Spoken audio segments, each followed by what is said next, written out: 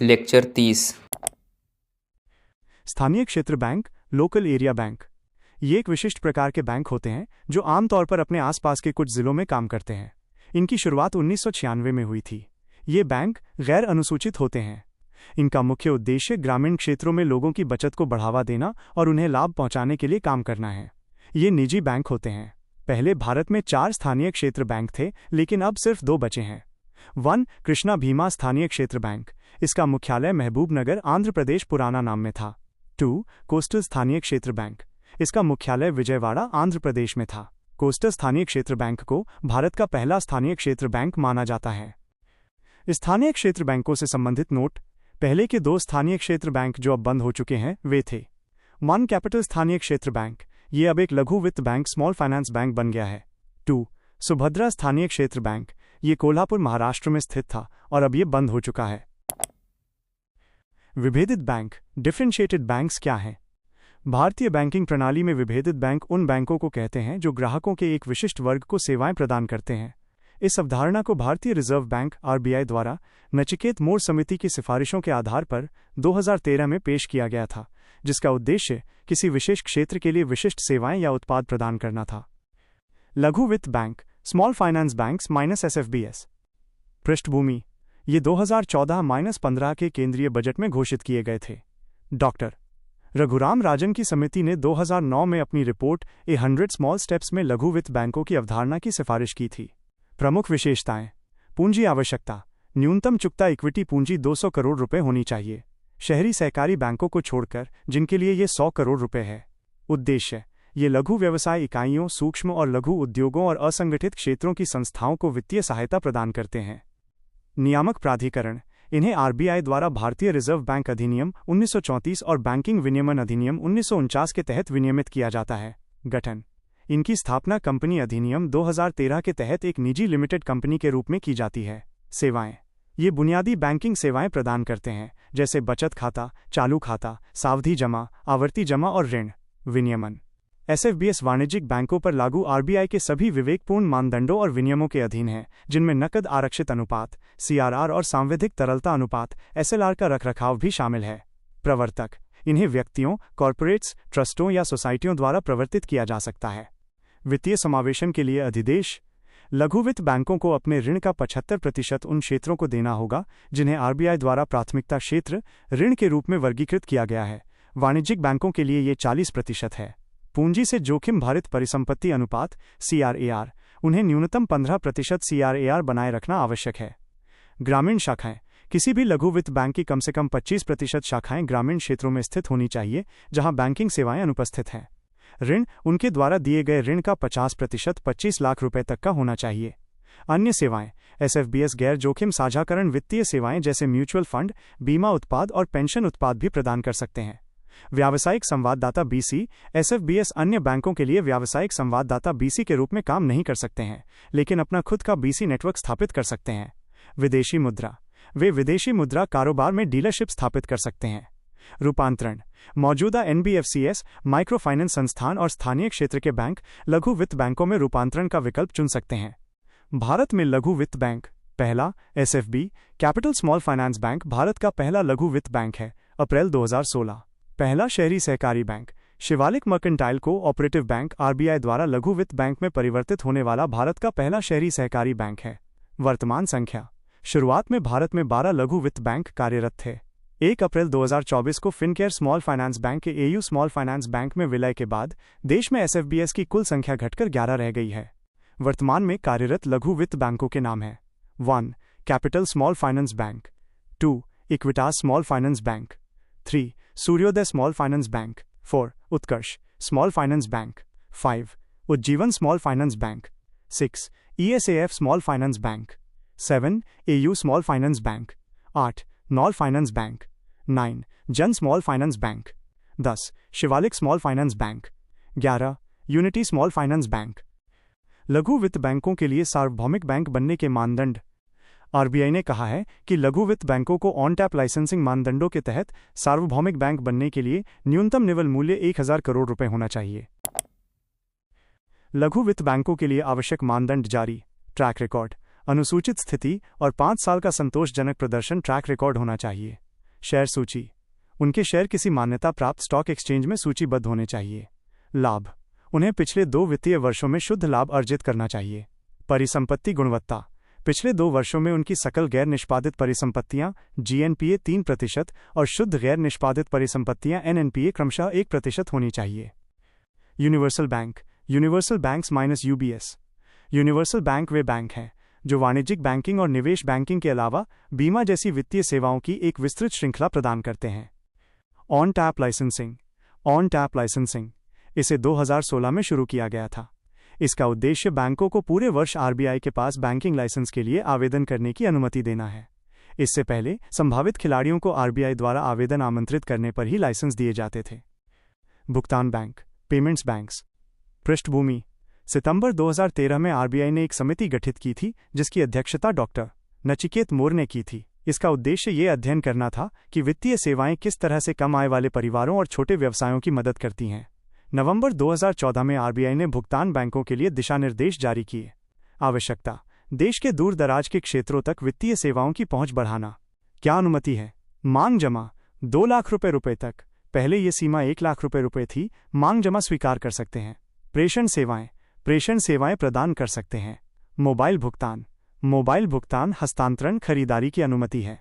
अन्य बैंकिंग सेवाएं, ATM, debit card, net banking और तृतीय पक्ष निधि हस्तांतरण जैसी अन्य बैंकिंग सेवाएं प्रदान कर सकते हैं। क्या अनुमति नहीं है? क्रेडिट जोखिम, इसमें कोई क्रेडिट जोखिम शामिल नहीं है। ये ऋण नहीं दे सकते या क्रेडिट कार्ड जारी नहीं कर सकते। NRI जमा, ये NRI जमा स्वीकार नहीं कर सकते। पात्र प्रमोटर, NBFCs, व्यक्ति, निगम, मोबाइल फोन कंपनियां, सुपरमार्केट श्रृंखलाएं, रियल एस्टेट सहकारी समितियां और सार्वजनिक क्षेत्र की संस्थाएं। नियामक प्रावधान, पंजीकरण, कंपनी अधिनियम 2013 के तहत एक पब्लिक लिमिटेड कंपनी के रूप में पंजीकृत। लाइसेंस, बैंकिंग विनियमन अधिनियम 1949 की धारा 22 के अंतर्गत लाइसेंस प्राप्त। विनियमन, बैंकिंग विनियमन अधिनियम 1949, भारतीय रिजर्व बैंक अधिनियम 1934, विदेशी मुद्रा प्रबंधन अधिनियम 1999 और भुगतान एवं निपटान प्रणाली अधिनियम 2007 द्वारा शासित होते हैं। CRR, उन्हें नकद आरक्षित अनुपात CRR रखना होगा। SLR, अपनी मांग जमा का न्यूनतम 75% 1 वर्ष तक की परिपक्वता वाली सांविधिक तरलता अनुपात SLR योग्य सरकारी प्रतिभूतियों या ट्रेजरी बिलों में निवेश करना आवश्यक है। तरलता प्रबंधन, परिचालन उद्देश्यों और तरलता प्रबंधन के लिए अन्य अनुसूचित वाणिज्यिक बैंकों के पास चालू और सावधि मियादी जमा के रूप में अधिकतम 25% राशि रख सकते हैं। पूंजी, न्यूनतम चुकता पूंजी 100 करोड़ रुपए। प्रमोटर का योगदान, न्यूनतम प्रारंभिक पहले 5 वर्षों के लिए चुकता इक्विटी पूंजी में योगदान कम से कम 40% होना चाहिए। वर्तमान में भारत में भुगतान बैंक, पहला payment bank. Airtel payment bank Bharat का पहला पेमेंट बैंक है जिसकी स्थापना जनवरी 2017 में हुई थी। वर्तमान में 5 भुगतान बैंक हैं। 1. Airtel Payments Bank Limited, 2. India Post Payments Bank Limited, 3. Fino Payments Bank Limited, 4. Jio Payments Bank Limited, 5. NSDL Payments Bank Limited. Neo bank, neo bank, मुख्य विशेषताएं। भौतिक उपस्थिति, नियो बैंक एक प्रकार का डिजिटल बैंक है जिसकी कोई शाखा नहीं होती। ये पूरी तरह से ऑनलाइन होता है। प्रौद्योगिकी का उपयोग, ये प्रौद्योगिकी और कृत्रिम बुद्धिमत्ता का उपयोग करते हैं। लाइसेंस, उनके पास अपना कोई बैंक लाइसेंस नहीं होता, लेकिन वे लाइसेंस प्राप्त सेवाएं प्रदान करने के लिए बैंक साझेदारों पर निर्भर करते हैं। RBI की स्थिति, भारतीय रिजर्व बैंक RBI ने अभी बैंकों को 100% डिजिटल होने की अनुमति नहीं दी है। नियो बैंक की श्रेणियां, गैर लाइसेंस प्राप्त फिनटेक फर्म, वे पारंपरिक बैंकों के साथ मिलकर मोबाइल वेब प्लेटफॉर्म और अपने साझेदार बैंकों के उत्पादों के लिए आवरण ओवरले तैयार करती हैं। नियो बैंक की श्रेणियां, B पारंपरिक बैंक जो अपनी डिजिटल पहल कर रहे हैं। C लाइसेंस प्राप्त नियो बैंक, आमतौर पर उन देशों में जो इसकी अनुमति देते हैं। भारत के शीर्ष नियो बैंक, रेजर पेएक्स, बृहस्पति, नियोग, खुला, एपीफा। डिजिटल बैंक बनाम नियो बैंक। यद्यपि इन शब्दों का प्रयोग अक्सर एक दूसरे के स्थान पर किया जाता है, फिर भी उनमें अंतर है। डिजिटल बैंक एक स्थापित और विनियमित बैंक की केवल ऑनलाइन सहायक संस्था होती है। दूसरी ओर नियो बैंक बिना किसी भौतिक शाखा के पूरी तरह से ऑनलाइन काम करता है और स्वतंत्र रूप से या पारंपरिक बैंकों के साथ साझेदारी में काम कर सकता है। विकास बैंक अपॉन विशिष्ट बैंक, अखिल भारतीय वित्तीय संस्थान AIFIS। 1. नाबार्ड, नाबार्ड, राष्ट्रीय कृषि और ग्रामीण विकास बैंक। स्थापना, 12 जुलाई 1982 को शिवरामन समिति की सिफारिशों पर आरबीआई के कृषि ऋण कार्यों और कृषि पुनर्वित्त और विकास निगम एआरडीसी के पुनर्वित्त कार्यों को स्थानांतरित करके इसका गठन किया गया था। पूंजी: इसकी स्थापना 100 करोड़ रुपए की प्रारंभिक पूंजी के साथ हुई थी। वर्तमान पूंजी 31 मार्च 2024 तक, चुकता पूंजी 17,080 करोड़ रुपए और अधिकृत शेयर पूंजी 30,000 करोड़ रुपए है। स्वामित्व: ये पूर्णतः भारत सरकार के स्वामित्व में है। मुख्यालय: मुंबई। उद्देश्य: टिकाऊ और समतापूर्ण कृषि तथा ग्रामीण विकास को बढ़ावा देना, कृषि उत्पादकता में सुधार, ग्रामीण गरीबी और बेरोजगारी कम करना तथा ग्रामीण जीवन की गुणवत्ता में सुधार लाना। 2. सीडबी एसआईडीबीआई भारतीय लघु उद्योग विकास बैंक। स्थापना 2 अप्रैल 1990 को संसद के अधिनियम के तहत की गई थी। कार्य: ये सूक्ष्म, लघु और मध्यम उद्यम एमएसएमई क्षेत्र के संवर्धन, वित्त पोषण और विकास के लिए भारत में प्रमुख वित्तीय संस्थान के रूप में कार्य करता है। मुख्यालय: लखनऊ। एमएसएमई की परिभाषा: मानदंड: संयंत्र एवं मशीनरी या उपकरण में निवेश। सूक्ष्म: 1 करोड़ रुपए तक, लघु: 10 करोड़ रुपए तक, मध्यम: 50 करोड़ रुपए तक। मानदंड: वार्षिक कारोबार: सूक्ष्म: 5 करोड़ रुपए तक, लघु: 50 करोड़ रुपए तक, मध्यम: 250 करोड़ रुपए तक। 3. मुद्रा बैंक। मानव शरीर में vitamin D3 micro units development and refinance agency bank. स्थापना 8 अप्रैल 2015 को स्थापित। मुख्यालय: मुंबई। संबंध: ये सीडबी की सहायक कंपनी है। कार्य: ये प्रधानमंत्री मुद्रा योजना के तहत सूक्ष्म उद्यम क्षेत्र को वित्त पोषण प्रदान करने के लिए काम करता है। ऋण श्रेणियां: प्रधानमंत्री मुद्रा योजना के अंतर्गत मुद्रा ऋणों को 3 श्रेणियों में वर्गीकृत किया गया है। शिशु: 50,000 रुपये तक का ऋण। किशोर: 50,000 रुपये से अधिक और 5 लाख रुपये तक का ऋण। तरुण: 5 लाख रुपये से अधिक और 10 लाख रुपये तक का ऋण। तरुण प्लस 10 लाख रुपये से अधिक और 20 लाख रुपये तक का ऋण हाल ही में जोड़ा गया। 4. एनएचबी राष्ट्रीय आवास बैंक। स्थापना 9 जुलाई 1988 को राष्ट्रीय आवास बैंक अधिनियम 1987 के तहत की गई थी। उद्देश्य: अर्थव्यवस्था के आवास ऋण क्षेत्र के विकास के लिए काम करता है। पृष्ठभूमि: इसे राष्ट्रीय आवास नीति 1988 में आवास के लिए शीर्ष स्तरीय संस्था के रूप में स्थापित करने की परिकल्पना की गई थी। राष्ट्रीय आवास बैंक एनएचबी। पूंजी: भारतीय रिजर्व बैंक आरबीआई ने शुरू में एनएचबी की संपूर्ण चुकता पूंजी का योगदान दिया था।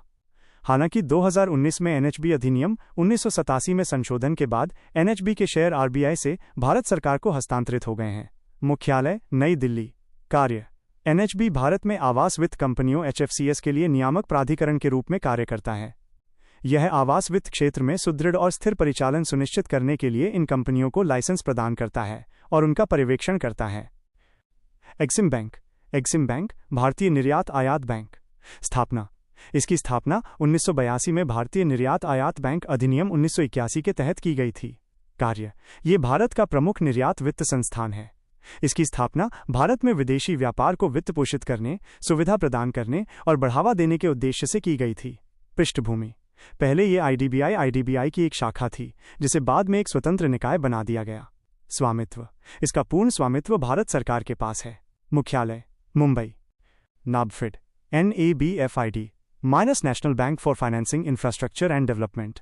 उद्देश्य: NABFID बुनियादी ढांचे के वित्त पोषण के लिए एक विकास वित्तीय संस्थान है। घोषणा: इसकी घोषणा बजट 2021 में की गई थी। स्थापना: इसकी स्थापना national Bank for Financing Infrastructure and development NABFID अधिनियम 2021 के तहत अप्रैल 2021 में की गई थी। मुख्यालय: मुंबई। प्रमुख: KV कामत। नियामक: भारतीय रिजर्व बैंक। आरबीआई अधिनियम 1934 की धारा 45L और 45N के अंतर्गत आरबीआई द्वारा NABFID को अखिल भारतीय वित्तीय संस्थान AIFI के रूप में विनियमित और पर्यवेक्षित किया जाएगा। पूंजी: इसकी स्थापना 1 लाख रुपए करोड़ की पूंजी से की गई थी। हाल का निवेश: NABFID ने NDR इन्विट्स के 15 वर्षीय बॉन्ड में 745 करोड़ रुपए का निवेश किया है। योजना: बैंक की मार्च 2026 तक 3 लाख रुपए करोड़ से अधिक मंजूर करने की योजना है। स्थिति: एक्सिम बैंक, नाबार्ड, एनएचबी और सीडबी के बाद NABFID सबसे नया AIFI है। भारतीय रिजर्व बैंक आरबीआई। स्थापना का आधार 1926 में भारतीय मुद्रा और वित्त पर रॉयल आयोग की सिफारिशों पर। इस आयोग को हिल्टन यंग आयोग के नाम से भी जाना जाता है। आरबीआई अधिनियम का अधिनियमन 1934 में ब्रिटिश सरकार ने भारतीय रिजर्व बैंक अधिनियम पारित किया। आरबीआई का गठन आरबीआई की औपचारिक स्थापना 1 अप्रैल 1935 को कलकत्ता, अब कोलकाता में हुई थी। राष्ट्रीयकरण, इसका 1949 में राष्ट्रीयकरण किया गया। इससे पहले बैंक पर निजी हितधारकों का स्वामित्व था। विदेशों में कार्य, इसने अप्रैल 1947 तक बर्मा, अब म्यांमार, और जून 1948 तक पाकिस्तान के केंद्रीय बैंक के रूप में भी काम किया। अवधारणा, आरबीआई की अवधारणा डॉक्टर अंबेडकर द्वारा अपनी पुस्तक the problem of the rupee, its origin and it's solution में तैयार की गई रणनीतियों पर आधारित थी। स्वामित्व, इसका स्वामित्व केंद्रीय वित्त मंत्रालय के पास है। भारतीय रिजर्व बैंक, आरबीआई के उद्देश्य बाय आरबीआई की प्रस्तावना, बैंक नोटों के जारी करने को विनियमित करना, मौद्रिक स्थिरता सुनिश्चित करने के उद्देश्य से भंडार बनाए रखना, देश की ऋण और मुद्रा प्रणाली को अपने लाभ के लिए संचालित करना, विकास के उद्देश्य को ध्यान में रखते हुए मूल्य स्थिरता बनाए रखना। आरबीआई का केंद्रीय निदेशक मंडल 21 सदस्य। आधिकारिक निदेशक, भारतीय रिजर्व बैंक का गवर्नर, 4 से अधिक उप गवर्नर नहीं। इनका कार्यकाल 3 वर्ष से 5 वर्ष या 65 वर्ष की आयु तक, जो भी पहले हो, बढ़ाया जा सकता है। गैर आधिकारिक निदेशक, भारत सरकार द्वारा नामित विभिन्न क्षेत्रों से 10 निदेशक, 4 वर्ष के कार्यकाल के लिए। भारतीय रिजर्व बैंक के 4 स्थानीय बोर्डों, आंचलिक कार्यालयों का प्रतिनिधित्व करने वाले 4 निदेशक, चारों स्थानीय बोर्डों, मुंबई, कोलकाता, चेन्नई और दिल्ली में से प्रत्येक द्वारा नामित। भारत सरकार द्वारा नामित 2 सरकारी अधिकारी। आरबीआई की शाखाएं और कार्यालय। मुख्यालय, 1935 में इसका मुख्यालय कलकत्ता में था और 1937 में इसे स्थायी रूप से मुंबई में स्थानांतरित कर दिया गया। क्षेत्रीय कार्यालय, 4 क्षेत्रीय कार्यालय हैं: उत्तर नई दिल्ली, दक्षिण चेन्नई, पूर्व कोलकाता और पश्चिम मुंबई। क्षेत्रीय कार्यालय अधिकतर राज्य की राजधानी में स्थित हैं। भारतीय रिजर्व बैंक, आरबीआई। कार्यालय और शाखाएं। आरबीआई के वर्तमान में 33 स्थानों पर कार्यालय हैं। कुछ शहरों में उप कार्यालय भी मौजूद हैं। आरबीआई के प्रशिक्षण college: bankers training college, Mumbai; reserve bank staff college, Chennai; भारतीय रिजर्व बैंक कृषि बैंकिंग महाविद्यालय, Pune; RBI academy, Mumbai; banking प्रौद्योगिकी विकास एवं अनुसंधान संस्थान, आईडीआरबीटी, आरबीआई द्वारा संचालित एक स्वायत्त संस्थान। बैंक द्वारा वित्तपोषित संस्थान। संघ, संस्थान का नाम। विवरण: 1. उन्नत वित्तीय अनुसंधान एवं शिक्षण केंद्र, CAFRAL, पूरी तरह से आरबीआई द्वारा वित्त पोषित। 2. इंदिरा गांधी विकास अनुसंधान संस्थान, IGIDR, पूरी तरह से आरबीआई द्वारा वित्त पोषित। 3. भारतीय बैंक प्रबंधन संस्थान, IBM, आरबीआई अन्य बैंकों और वित्तीय संस्थानों के साथ एक प्रायोजक बैंक है। 4. राष्ट्रीय बैंक प्रबंधन संस्थान, NIBM, अन्य बैंकों और वित्तीय संस्थानों के साथ आरबीआई भी इसका एक साधारण सदस्य है। आरबीआई की सहायक कंपनियां पूर्ण स्वामित्व वाली: मन deposit insurance and credit guarantee corporation of India, DICGC, Mumbai. 2. भारतीय रिजर्व बैंक नोट मुद्रण private limited, BRBNMPL, Bengaluru. 3. Reserve bank सूचना प्रौद्योगिकी प्राइवेट लिमिटेड, रीबिट, मुंबई।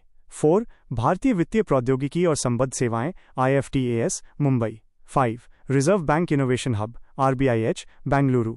आरबीआई के बारे में कुछ महत्वपूर्ण तथ्य। भारतीय रिजर्व बैंक आरबीआई की शुरुआत 5 करोड़ रुपए की पूंजी से हुई थी। 2. आरबीआई के प्रथम गवर्नर सर ओसबॉर्न स्मिथ थे। 3. आरबीआई के पहले भारतीय गवर्नर CD देशमुख थे। 4. वर्तमान 26वें राज्यपाल संजय मल्होत्रा हैं।